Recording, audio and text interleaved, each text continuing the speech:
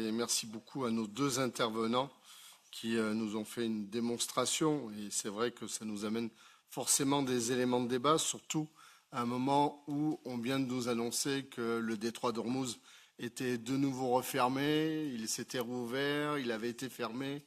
Et on comprend bien qu'on est rentré dans une phase en fait de conflit sur cette zone stratégique pour nous de long terme. Ce n'est pas simplement sporadique et conjoncturel. Donc il faut que l'on pense notre modèle par rapport à ça.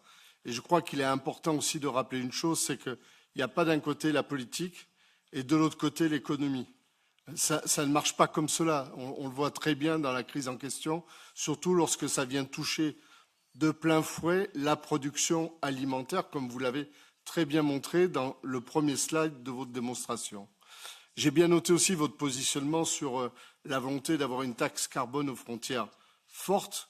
Je crois qu'il est effectivement important de garder notre objectif de long terme, à savoir protéger nos industries et notre marché de la concurrence déloyale, pour que vous puissiez augmenter votre production d'engrais azotés sur le sol européen.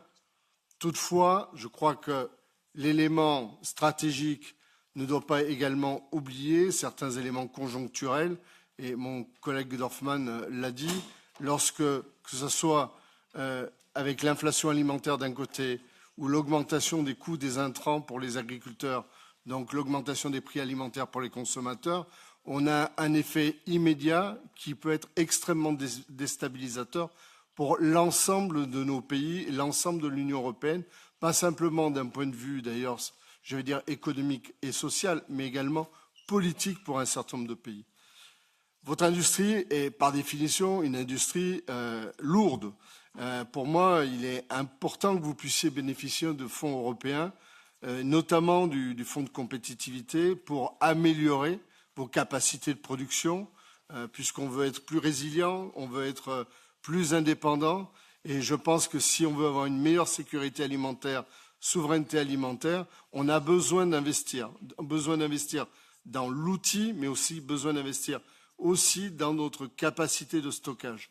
Parce que tout ce qui permettra de lutter contre la volatilité des prix, qui est pour moi vraiment le poison de cette relation que nous connaissons actuellement à l'échelle internationale, et pour nos producteurs, et pour nos consommateurs, et pour les industriels que vous êtes, je pense qu'il y a un véritable enjeu. Alors moi, j'aurais deux questions. Dans quelle mesure le secteur des engrais pourrait-il bénéficier du Fonds européen de compétitivité pour améliorer sa résilience et renforcer les infrastructures? Et après, qu'attendez-vous de la révision de la directive sur le stockage du pétrole et des autres combustibles, en particulier le gaz, qui est la matière première, parce que si on ne stocke pas des engrais, on peut stocker le gaz aussi.